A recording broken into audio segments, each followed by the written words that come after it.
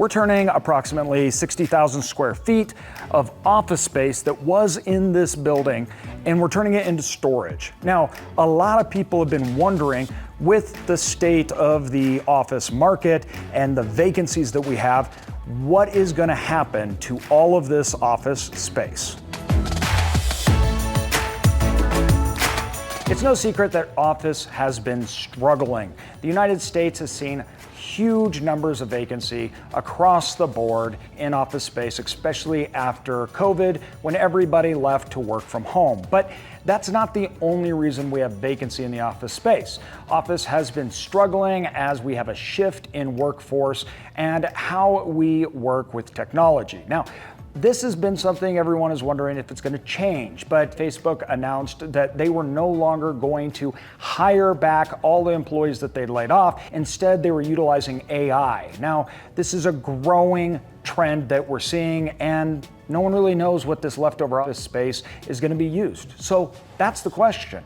What are people going to do with it? Now, the easy answers are, oh, you should just turn them into apartment buildings or maybe even storage. But that's really an oversimplification, because there's a lot that goes into converting these buildings. In fact, a lot of these buildings can't even support that usage, meaning you can't add in an office space, multifamily, because it doesn't support all of those people when it comes to utilities. The pipes into the building, it's just not even made for it. We also have things like weight load and capacity, and then you have zoning regulations, and a lot of cities don't want those things to be turned into that usage. It's a very complicated problem that's not easy to solve as much as we'd like to think that it is. Right now, financing for real estate is really hard, even for self-storage. The markets are very challenging. Live Oak Bank is a specialist in financing for self-storage, including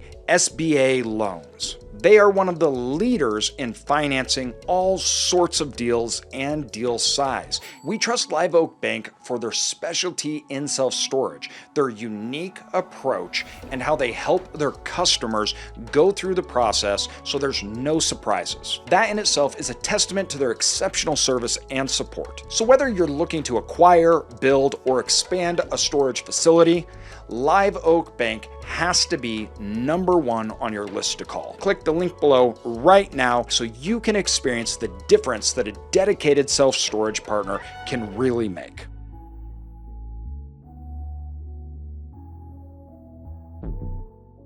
All right, so let me tell you what we've decided to do with this space and kind of our solution to the problem. First of all, we got our basis into a project like this was very, very low. It was right when COVID started, and there was a lot of fear.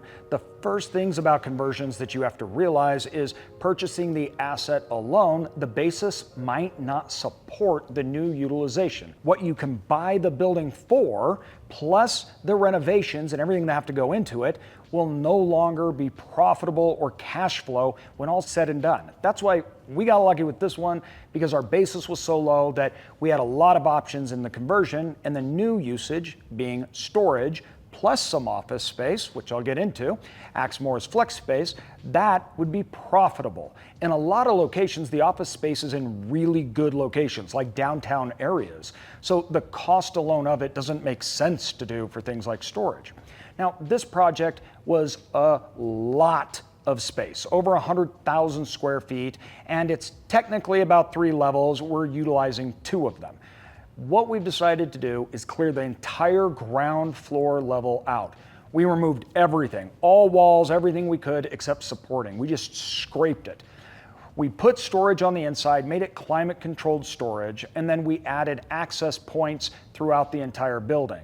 On the levels that had really high ceilings, we were able to actually put second stories in there. So we now made 2 stories of storage. What that did was it increased the total rentable square foot we could get out of the shell we had, which is really good. We're trying to get more yield with the space that we had, so we added more doors. So this will be easily 900 plus doors when all said and done. But we had other spaces like up here, which were a little harder. We weren't sure what to do with. So the space up here was the high part of the office building. It's only about 6,000 to 7,000 square feet. And when looking at this for 6,000 to 7,000 square feet, to put storage in, not only would we have to gut it, take out all the glass, do all the removals, ceilings, everything else we would need to do, but we would have to get big elevators that could carry a lot of load to come up. That is expensive. Those elevators are 150,000 plus. So for 6,000 square feet, that really starts to not make a lot of sense. Instead, what we decided to do was turn it into office space. I know, that's what it already is, but let me explain. So due to the location of the building, it had very quick, easy access onto a freeway into a downtown corridor. So we can utilize that for people that want to serve a downtown area.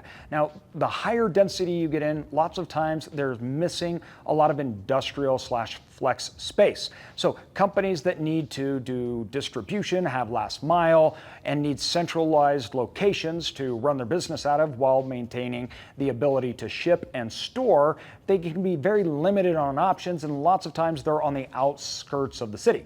So what we did is we kept the top floor and we're turning it into 6,000 square feet of office, but then the downstairs, we have outward facing, huge open compartments that have roll-up doors that can be accessed to the outside. That will allow a tenant to not only house here, but they can also store product and anything that they need while getting onto the freeway easily and being able to transport it downtown or to the greater area. And I think this is what you're going to start to see a lot more of in the future, is that it's actually not a one size fits all, that these are going to be carved up and they're going to be used for different types of things. We've seen like malls be turned into multifamily, but not all of it. They have to figure out different utilizations as we as consumers use real estate differently, and how we buy products, how we work. It's shifting the landscape of real estate. We're seeing office and huge retail decline in popularity, while we've seen the rise of storage as a more mobile population has come to the United States. People are more mobile because they can with technology. They move around a lot and they don't necessarily have to be in one location. But that changes the landscape of how we use real estate, and real estate is gonna have to adapt in the future. So the question is, what do you think is even possible with a lot of these big office buildings, especially the towers? When you have 60% vacancy, what should we be doing with them? Or how should we be rethinking the utilization of office space in America today? Let me know in the comments, and let's see who can be the most creative. If you wanted to see how this project started out and follow us along on it, check out this video here to see when we first got started.